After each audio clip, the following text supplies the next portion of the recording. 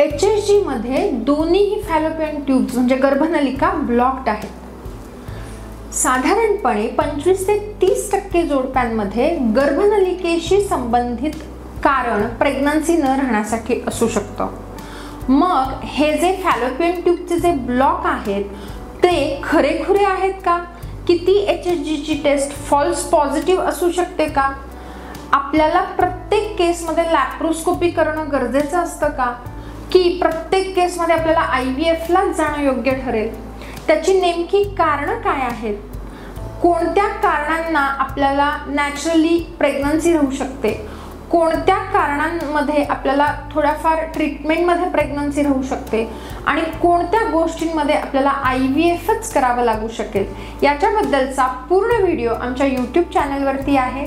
आणि अशाच प्रकारची माहिती घेण्यासाठी, जाणून घेण्यासाठी आणि अपत्य प्राप्तीचं सुख मिळवण्यासाठी YouTube चॅनलवरती आमच्या व्हिजिट करा आणि आमचा डिटेल व्हिडिओ नक्की बघा.